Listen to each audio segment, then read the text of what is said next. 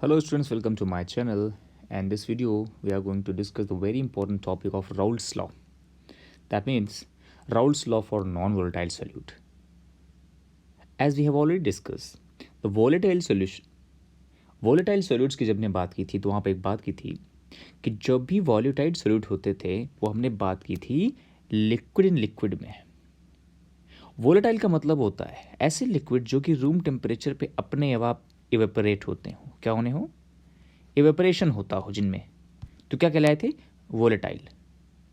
तो यहां पर हम डिस्कशन करेंगे राउल्ट्स लॉ के 3 ग्राफ के बारे में। राउल्ट्स लॉ में आपको 3 ग्राफ देखने हैं।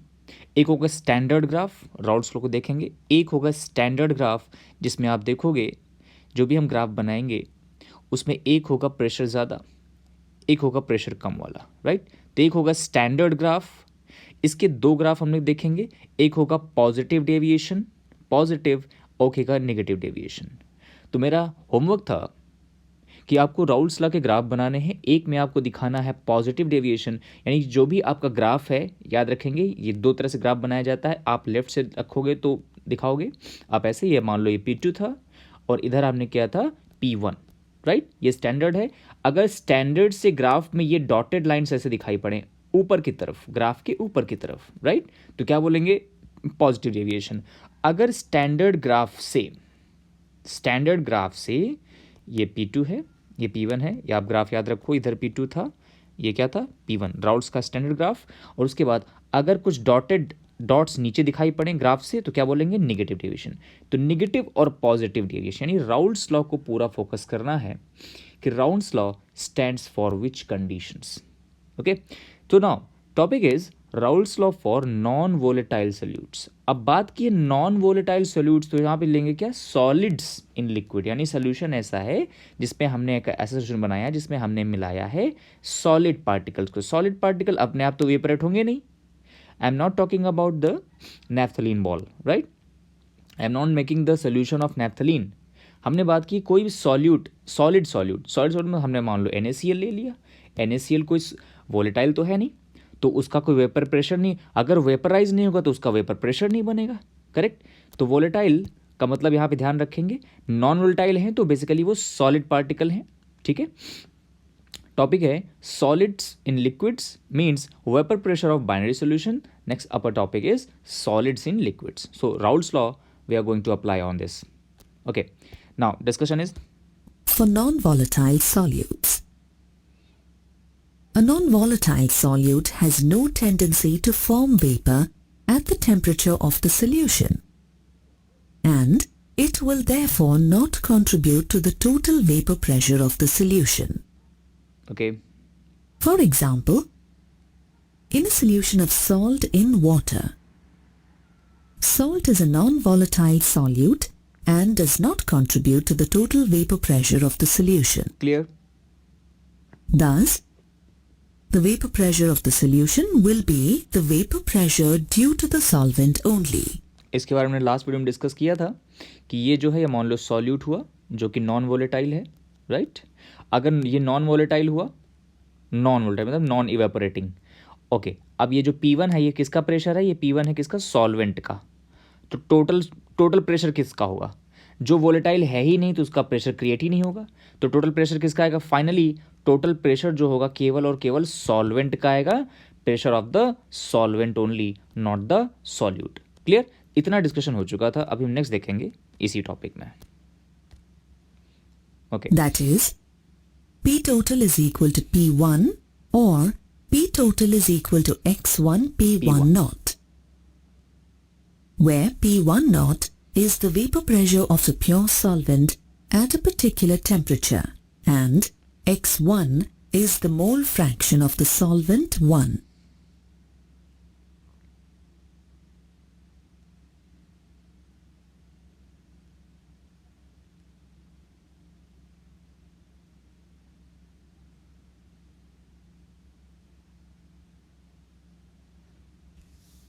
On the basis of Raoult's law, the liquid solutions can be classified into ideal and non-ideal solutions. very important topic, ideal and non-ideal. Let us first discuss the ideal solutions. So ideal are those solution, ideal solutions are those solution that obey Raoult's law. Okay, that means ऐसे solution जिनका graph अगर आप draw करेंगे, solution हमने बोला ना, तो दो टाइप. अब सोल्यूशन का मतलब हुआ कंपोनेंट, यानी हमने अगर कोई बीकर में, हमने किसी भी कंटेनर में हमने एक सोल्यूशन बनाया. सोल्यूशन हमेशा याद रखो एक से ज़्यादा कंपोनेंट से मिलके बनता है, करेक्ट. जैसे हमने सोल्यूशन बनाया शुगर सोल्यूशन, तो क्या हुआ, शुगर प्लस वाटर. हमने बना अल्कोहल सोल्यूशन, तो alcohol plus water suppose, right.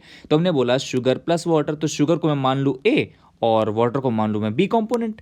तो इस सोल्यूशन में A B A B A B A B बहुत सारे होंगे, A B plus A B, A B plus A B, A B plus A B, कुछ भी होगा. तो इस जगह पर तीन टाइप के इंटरैक्शन देखने को मिलेंगे. याद रखेंगे हम जब भी, when ever I say interaction, interaction mean force of attraction और force of repulsion as well. Interaction never means only attraction or only repulsion. Okay, interaction means either attraction or repulsion. So interaction means अब दो component है A और B, right. तो हो सकता है A और B का बॉन्ड बना हो सकता है A और A का भी बॉन्ड बन रहा हो सकता है B और B का भी बॉन्ड बन रहा हो. तो क्या बोलेंगे, A B interaction, A A interaction, B B interaction. तो इन इंटरैक्शंस की वजह से आइडियलिटी और नॉन आइडियलिटी होती है. क्लियर. ऐसे इंटरैक्शन याद रखेंगे. अगर आपसे पूछा जाए व्हाट आर आइडियल सॉल्यूशंस, तो क्या बताओगे, आइडियल सॉल्यूशंस की सबसे पहली चीज, जो भी इंटरैक्शन होगा लिक्विड में, राइट, सॉल्यूशन में जो भी इंटरैक्शन होगा, दो पार्टिकल के बीच में, दो टाइप के पार्टिकल, उनके बीच में इंटरैक्शन, सेम इंटरैक्शन, यानी कि दो पार्टिकल के आपस में इंटरैक्शन, और दो अलग अलग पार्टिकल के बीच में इंटरैक्शन सेम हो, तो क्या बोलेंगे, आइडियल सॉल्यूशन होंगे. और ऐसे सॉल्यूशन जिसमें मिक्सिंग करने के बाद बिल्कुल भी हीट जनरेट ना हुई हो, और ऐसे सॉल्यूशन जिसमें डेल्टा वी यानी कि मिक्सिंग करने के बाद उसके अंदर वॉल्यूम में भी कोई चेंज ना हो, मींस हीट भी जीरो, कोई वॉल्यूम में चेंज भी जीरो, तो क्या बोलेंगे, आइडियल सॉल्यूशन. तो आइडियलिटी मींस इंटरैक्शन इक्वल हो, ए बी इंटरैक्शन.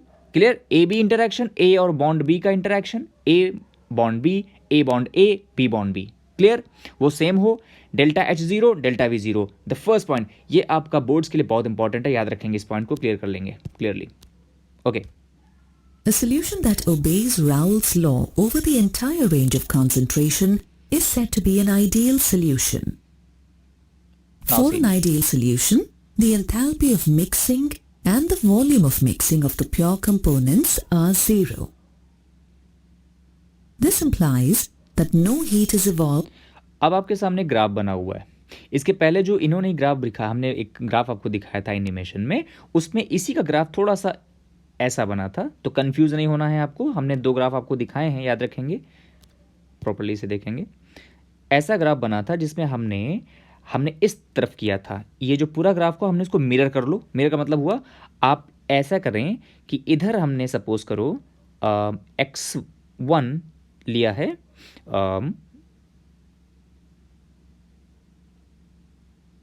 0.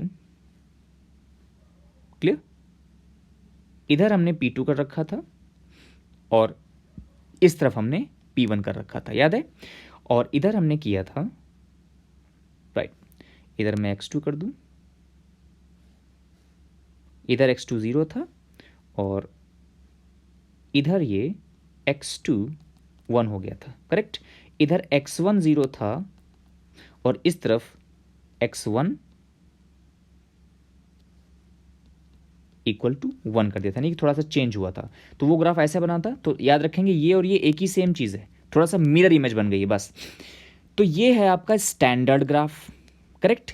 जो ग्राफ ऐसे सोल्यूशन जिनका स्टैंडर्ड ग्राफ बन रहा हो इस तरह का, तो क्या बोलेंगे उसको, राउल्ट्स लॉ का आइडियल सोल्यूशन है, करेक्ट. ये हमने क्या इक्वेशन लिखी है, ये आपको पूरा नोट डाउन करना है. Solution that obeys Raoult's law over the entire range of concentration, means पूरे सोल्यूशन में जो उसका आइडियलिटी है वो कॉमन है, ठीक है. अब वो कैसे डिसाइड होगा वो हम बात डिस्कस करेंगे अभी. तो अगर ऐसे सोल्यूशन जिनका ग्राफ कुछ ऐसा है, देखो ये ग्राफ दिख रहा है, मैंने ये देखो, ये जो मेन ग्राफ है इसके ऊपर डेविएशन हो गया, क्लियर. यानी कि ये ऐसे हुआ, करेक्ट, और ये ऐसे हो जाए, मेन ग्राफ से थोड़ा सा अपर लेवल पे ग्राफ आ जाए, थोड़ा सा कर्वी हो जाए, लेकिन ग्राफ के लाइंस के ऊपर, तो क्या बोलेंगे, पॉजिटिव. अगर यही ग्राफ नीचे तरफ आ जाए, तो ये ग्राफ ऐसे कर्व हो जाए नीचे की तरफ, तो क्या बोलेंगे, नेगेटिव डेविएशन. तो ये बस इतना ही डिस्कशन है. मेन ग्राफ राउल्ट्स के हिसाब से। तो जब भी हम बात करेंगे राउल्ट्स लॉ का मतलब हुआ आइडियल सोल्यूशन। आइडियल में ये दो देखो, ये मेन चीज़। तो जब भी आइडियल सोल्यूशन के बारे में पूछा जाए, आप ये ग्राफ बनाओगे, ये दो कंडीशन लिखोगे। और क्या कंडीशन आएगी? इंटरैक्शंस, यानी कि जो भी पार्टिकल हैं, जो भी हमने components or absorbed, and also there is no change in volume on mixing of the two components. For example, if 50 ml of hexane is mixed with 50 ml of heptane, the volume of the solution obtained is exactly 100 ml, and no heat is evolved or absorbed in the process. At the molecular level, the ideal behavior can be explained in terms of the intermolecular attractive interactions between the two components. If A and B are two components, then in an ideal solution, the magnitude of A-B interactions will be same as the magnitude of AA and BB interactions. Clear? अब आपको एक चीज मिली देखने को ideal solution में। अब suppose करो एक सोल्यूशन है, हमने बनाया है, वो दो टाइप के कंपोनेंट से मिलके बना। ये बीकर है, राइट? ये बीकर हमने एक सोल्यूशन बनाया है, सपोज को शुगर सोल्यूशन है। हमने कह दिया ए और बी ये दो टाइप के कंटेंट हैं, ठीक है ना? ये पार्टिकल्स हैं, इन्हीं से मिलके पूरा सोल्यूशन बना है। अब इसमें दो टाइप की चीज़ें हैं, राइट? तो ए और बी के बीच का कॉम्बिनेशन, इंटरैक्शन बोला मैंने, इंटरैक्शन यानी कि अट्रैक्शन भी है और रिपल्शन भी होगा। इंटरैक्शन ए बी का, ए और बी के बीच में, ए और ए खुद के बीच में, और बी और बी आपस में, करेक्ट? इन सब का इंटरेक्शन का कंटेंट यानी इनकी जो अमाउंट होगा, मैग्नीट्यूड होगा, वैल्यू होगी, वो क्या होगा? एक जैसी होगी। तो क्या बोलेंगे? तो ये आपको जब भी पूछा जाए, शॉर्ट आंसर क्वेश्चन आएगा कि explain Raoult's law for ideal solution, तो क्या बताओगे? आपको ये तीन चीज़ें प्रॉपरली दिखानी है। पहली बात ये डेफिनेशन, ये ग्राफ और ये कंटेंट क्या फ़र्क पड़ता है? Delta H mixing 0, delta we mixing 0, और ये तीनों के तीनों इंटरैक्शन क्या होने चाहिए? सेम होने चाहिए। तो क्या बोलेंगे? Ideal behaviour. तो ये इस पूरे यहाँ पर आप पॉज करके इतने पार्ट को आप स्क्रीनशॉट लें और इसका पूरा नोट बनाएं, क्लियर करेंगे। In real life, there is actually no such thing as an ideal mixture. Yes. But some liquid mixtures get fairly close to being ideal. Topic क्या दिया हमने? ये है आइडियल कंडीशन। जैसे हम कहते थे आइडियल गैसेस नहीं होते, आइडियल गैसेस एग्जिस्ट ही नहीं करते हैं, तो हम लोग क्या बोलते हैं? हाँ, आइडियलिटी एग्जिस्ट नहीं करती, but just we are just close to ideality, but not the exactly ideal. Clear? Ideal gases जैसे होते हैं, आपने क्या बताया था? हम लोग कोई भी कैलकुलेशन करते हो तो क्या बोलते हैं? PV equals to nRT, right? ये आइडियल बिहेवियर है, इज इट? आइडियल बिहेवियर को रियल में कन्वर्ट हमने दिखाया था जब हमने वांडर वाल का रूल लगाया था। वहाँ पे क्या आया था? A और B दो फैक्टर लिए थे, इसी में हमने कन्वर्ट किया था इसको। तो उसको हम याद करेंगे। आइडियल जैसे गैसेस होते हैं जो कि रियल नहीं होते हैं, क्लियर? याद रखेंगे, आइडियल गैसेस भी आइडियल नहीं एग्जैक्टली मिलते हैं, और आप सोल्यूशन भी आइडियल नहीं पाओगे। रियल लाइफ में आइडियलिटी नहीं मिलती है, उससे थोड़ा क्लोज टू आइडियलिटी होती है, ठीक है ना? अब आइडियल से डेविएशन हो जाए, आइडियल से डेविएट हो गए या तो पॉजिटिव या निगेटिव, समझो, बड़ा इंटरेस्टिंग पॉइंट है। आइडियल से पॉजिटिव डेविएशन बड़ा इंटरेस्टिंग है कि नहीं? कोई आइडियल होगा, कैसे मतलब हुआ? आइडियल मतलब सब कुछ क्लियर हो, ये तीनों कॉन्सेप्ट लागू हो रहे हो, ये भी लागू हो रहा हो, ये भी अप्लाई हो रहा हो, तो क्या बोलेंगे? आइडियल है। लेकिन बड़ा इंटरेस्टिंग है, बोला पॉजिटिव डेविएशन, ये बड़ा इंटरेस्टिंग है। मतलब आइडियल से भी ज़्यादा आइडियल हो तो क्या बोलेंगे? Positive deviation. और आइडियल तभी होता है, याद रखेंगे, आइडियल सोल्यूशन उनको बोला गया, किनको बोला गया? जिनका ग्राफ ऐसा दिख रहा हो। और ये कब बनता है? ये बनता है ऐसी जगहों पे जहाँ पे हमने वोलेटिलिटी की बात की थी, क्लियर? तो ऐसे सोल्यूशन जिसमें एक वोलेटाइल हो, क्लियर? तो जहाँ वोलेटाइलिटी आ जाएगी तो वहाँ आइडियलिटी भी आ जाएगी। देखें, बड़ा इंटरेस्टिंग पॉइंट है, इसे देखेंगे। These are mixtures of two very closely similar substances. Some common examples of mixtures that show nearly ideal behavior are Note it down. hexane and heptane, benzene and methylbenzene, chloroethane and bromoethane. Since ideal solutions obey Raoult's law, they show the graphical behavior as shown here. Let us now discuss non-ideal solutions. Non ideal क्या है? Solutions that do not obey Raoult's law over the entire range of concentration are said to be non-ideal solutions. Non-ideal mixtures produce curves rather than straight lines as shown here. Right, ये आपका graph है, इसे The आपको note dotted करना straight है. lines represent the ideal behavior जो straight line and है the वो आइडियल curved है. lines represent the deviations from the ideal behavior. Clear?